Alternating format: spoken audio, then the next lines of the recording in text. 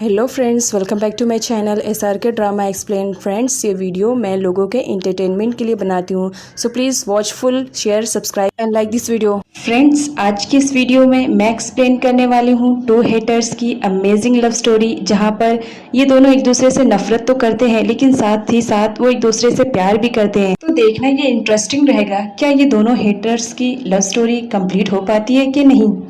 जैसा कि फ्रेंड्स हमने प्रीवियस पार्ट में देखा था, लैन ने देख लेता है अपने जीजा की कार पार्किंग एरिया में, तो वो उसे अपना डाउट क्लियर करने के लिए वो दानाई के पास कॉल करता है, जहां पर वो बताता है कि मैं किसी काम से बाहर आया हूं। लैन यहां पर उस पर ट्रस्ट कर लेता है और वो सोचता है हो सकता है ये मेरा वहम हो सकता है वो यहां पर किसी काम की वजह से आए हैं। उसके बाद दिखाया जाता है यहाँ पे रुथ को, जो कि मुक को कन्विंस करता रहता है कि वो उसके प्यार में आ जाए, लेकिन मुक रहती है वो उसका लव एक्सेप्ट ही करने के लिए रेडी नहीं रहती है। इधर लैक को दिखाया जाता है जो कि बहुत ज़्यादा ड्रिंक करती है, इस वजह से कि उसके डैड ने उसे कंपनी ना देते हुए उसके भाई को दे दिया है। उसका पीए भी वहाँ पर रहता है जो उसे घर ले जाने के लिए गाड़ी में ड्रॉप करता है, जहाँ पर वो लैक की खूबसूरती देखकर उस पर फिसल जाता है, लेकिन उसे याद आता है कि ये मेरी मैम है। तो वो लैन को कॉल करता है और बोलता है कि तुम्हारी बहन बहुत ज़्यादा ड्रंक करके रखी है, उसे लेकर जाओ। लैन यहाँ पर अपनी बहन को लेकर आता है और उसकी केयरिंग करता है, क्योंकि लैक कैसी भी हो रहती तो लैन की सिस्टर है। उसके बाद जब लैक को होश आता है तो वो लैन को बोलती है तुम यहाँ क्यों आ गए हो, तुम अदर कंट्री में थे, वही तुम्हारे लिए बेटर था।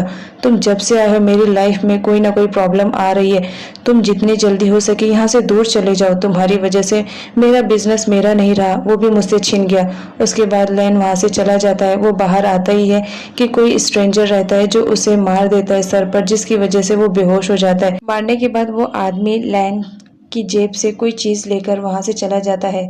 यहाँ पर दिखाया जाता है मुक आती है और लैन को इस हालत में देखकर बहुत ज़्यादा शॉक्ड रहती है। वो उसे होश में लाने की कोशिश करती है। जब लैन होश में आता है तो बताता है कि किसी ने उस पर अटैक किया था। यहाँ दिखाया जाता है कि मुक को इस वजह से मालूम पड़ जाता है कि लैन यहाँ पर है, क्योंकि उसने उसके फ़ोन में एक ट्रैकर ऐप को डाउनलोड किया था, जिसकी वजह से वो उसको मालूम पड़ जाता है कि लैक इस वक्त कहाँ है। उसके बाद वो लोग लैक को लेकर घर पर आते हैं, जहाँ पर मुक उसकी केयरिंग करती है, लेकिन लैन को ये बिल्कुल पसंद नहीं रहता है कि कोई उसकी केयरिंग करे।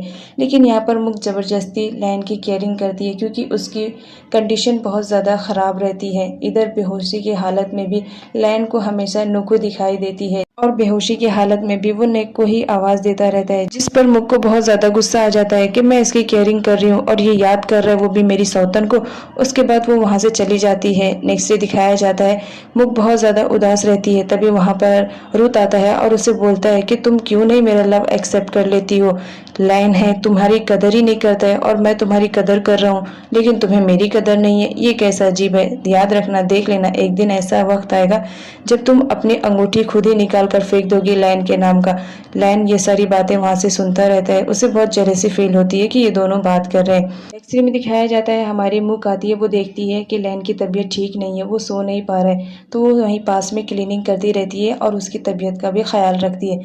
वो उसका बुखार चेक करती है, क्योंकि लैन को बहुत ज़्यादा बुखार था। लैन तो चेक ही नहीं करवाता है, लेकिन मुक यहाँ पर ज़बरदस्ती उसका बुखार चेक करती है और उसे मेडिसिन देती है। मेडिसिन लेने के बाद लैन उठता है और बोलता है चलो हटो, देखो मैं बिल्कुल ठीक हो गया हूँ, अब मैं तो ये सारे काम भी कर सकता हूँ। उसके बाद वो घर की सफाई करने लगता है और बोलता है कि देखो अब मेरी तबीयत बिल्कुल ठीक हो गई है, तो तुम्हें मेरी केयरिंग करने की ज़रूरत नहीं है, क्योंकि मैं तुमसे प्यार नहीं करता हूँ। और ये कह के वो बाहर जाने लगता है। अचानक से उसके सर में चक्कर आता है और वो गिर जाता है। वहाँ पर उस वक्त नेक आई हुई रहती है, जो उसको संभालती है और उसका ख्याल रखती है। यहाँ पर दिखाया जाता है कि नुक को किसी और ने नहीं बल्कि रुत ने ही भेजा था, ताकि लैन की ज़िंदगी में नुक आ जाए और मुक मेरी ज़िंदगी में वापस आ जाए। इसलिए वो प्लानिंग करता है और साथ ही साथ वो नुक से भी हाथ मिला लेता है, क्योंकि वो लैन को चाहती थी। इसलिए अब वो नुक और लैन का पैचअप कराने पे तुल गया था। साथ ही साथ उसने अपने घर में सीसीटीवी कैमरा लगवा दिए थे, ताकि और उसको हर पल की खबर मिलती रही। वो कैमरा में देख ही रहा था। तभी वहाँ पर उसका पीए आ जाता है, जो बोलता है उसे कि तुम ठीक नहीं कर रहे हो। किसी दो लोगों के बीच में दरार पैदा करना ये बिल्कुल भी अच्छी बात नहीं है। तुम ऐसा करके अपना प्यार हासिल नहीं कर पाओगे, बल्कि उसे खो दोगे। वो बोलता है कैसा भी हो, मैं किसी भी हाल में मुक को हासिल करना चाहता हूँ। इधर लाइन को दिखाया जाता है जहाँ पर नुक आई हुई रहती है और वो उसकी केयरिंग करती है और साथ ही साथ उससे फ्लर्ट भी करती है, जिस पर मुक को बहुत ज़्यादा गुस्सा आ जाता है। वो अपना फ़ोन निकालती है और उन दोनों की वीडियो बनाना स्टार्ट करती है, ये कहते हुए कि जब तुम मुझे डिवोर्स दोगे तो मेरे पास भी कुछ प्रूफ रहना चाहिए तुम पर केस करने के लिए, ये वीडियो मेरे लिए प्रूफ रहेगा। जिस पर एक पल के लिए लैन और नुक थोड़ा डर जाते हैं, लेकिन फिर भी लैन हिम्मत बनाकर कहता है तुम्हें जो करना है वो कर लो, तुम जानती हो ना मैं नेक्स्ट से पैचअप करने वाला हूँ। साथ ही साथ उसे बोलता है कि जब मैं मुक को डिवोर्स दे दूंगा उसके बाद मैं तुमसे शादी कर लूँगा। ये बात सुनते ही मुक तो बहुत ज़्यादा शॉक्ड में हो जाती है कि लैन मेरे ही सामने ये सारी बातें कर रहा है, लेकिन वो हिम्मत बना के नुक के सामने उससे मुकाबला करती है। रुथ को दिखाया जाता है जो सीसीटीवी कैमराज में देखता रहता है। वो बोलता है चलो प्लानिंग के अकॉर्डिंग काम हो रहा है, अब जल्द ही नुक वो काम कर देगी जो मैं नहीं कर पाया हूँ। नेक्स्ट डे दिखाया जाता है कि मुक लैन के डैड के पास जाती है, जहाँ पर वो सच्चाई बता देती है कि कोई अटैकर है जो लैन पे अटैक किए जा रहा है और मैं चाहती हूँ कि हम लोग मिलकर उस अटैकर को ढूंढें। जिस पर लैन के फादर एग्री हो जाते हैं। इन दोनों की बातों को लैक सुन लेती है, वो समझ जाती है कि कोई है जो मेरे भाई पे अटैक करवा रहा है और उसे मारना चाहता है। यहाँ पर बट दिखाया नहीं जाता है कि एक्चुअल में कौन रहता है जो लैन का दुश्मन रहता है और मारना चाहता है। इधर नुक को दिखाया जाता है जो मुक की गैर हाजिरी में लाइन पर डोरे डालती रहती है, उसकी केयरिंग के साथ साथ वो उससे फ्लर्ट भी करती है। लेकिन तभी डोर की बेल बजती है। जब वहाँ पर लाइन जाता है और देखता है तो वहाँ पर तो मुक का पीए आया हुआ रहता है। यहाँ पर दिखाया जाता है कि मुक ने ही अपने पीओ को वहाँ पर भेजा था ताकि वो लैन और नुक पर नज़र रख पाए। मुक का पीए आता है और बोलता है कि मुझे मुक मैम ने भेजा है लैन सर की कंडीशन का ध्यान रखने के लिए। अब मैं आ गया हूँ ना तो मैं आपकी मेडिसिन का और प्रॉपर डाइटिंग का पूरा ख्याल रखूँगा और वो उसकी केयरिंग करता है। यहाँ पर नेक को ये बिल्कुल भी पसंद नहीं आता है क्योंकि वो उन दोनों के कबाब में हड्डी बन चुका था।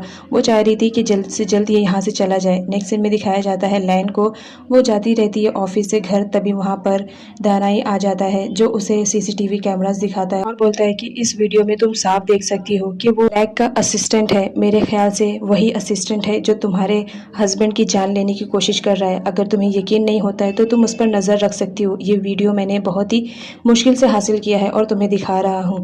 यहाँ पर दिखाता है कि जो दानाई रहता है वो मुक के दिमाग में मिसअंडरस्टैंडिंग भर देता है ताकि वो मेरी तरफ ना ध्यान देते हुए वो उस असिस्टेंट के पास जाए और उससे क्वेश्चन करे। दानाई ने ये सब अपने बचाव के लिए किया था। दानाई की बातों में आकर मुक जाती है उस असिस्टेंट से मिलने के लिए और वो पास्ट की बातों को सोचती है कि वो जो किलर था जो लैन को मारना चाहता था वो लेफ्ट हैंड साइड था। इसका मतलब क्या ये भी लेफ्ट हैंड साइड है? तो वो जाकर चेक करती है तो वो फाइनली लेफ्ट हैंड साइडेड रहता है।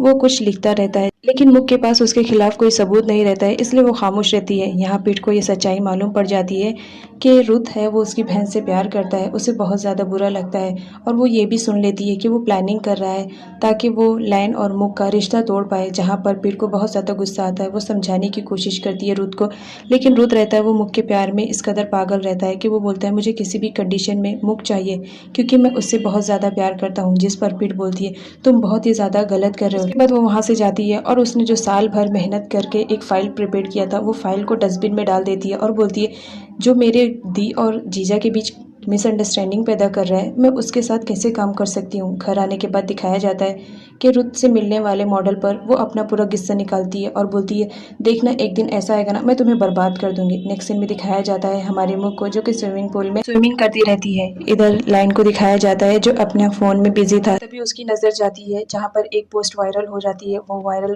पोस्ट कोई और नहीं बल्कि लाइन और मुख की शादी की पिक्स रहती है। वो बहुत ज़्यादा गुस्से में हो जाता है और सीधा मुख के पास जाता है जहाँ पर वो उससे बोलता है कि तुम्हारी हिम्मत कैसे हुई, तुम जानती हो मैं तुमसे डिवोर्स लेने वाला हूँ और तुम ये सब हरकतें कर रही हो, इसका मतलब क्या है? तुम कुछ भी कर लो तुम मुझे कभी हासिल नहीं कर पाओगे। जहाँ पर मुख बताती है कि मैंने ये पोस्ट नहीं किया है, मुझे नहीं मालूम कि किसने पोस्ट किया है। यहाँ पर लैन मुख की बातों पर ट्रस्ट नहीं करता है और उसे ब्लेम पे ब्लेम दिया जाता है। तभी वहाँ पर रुथ आ जाता है और उससे दूर करता है कि तुम हटो।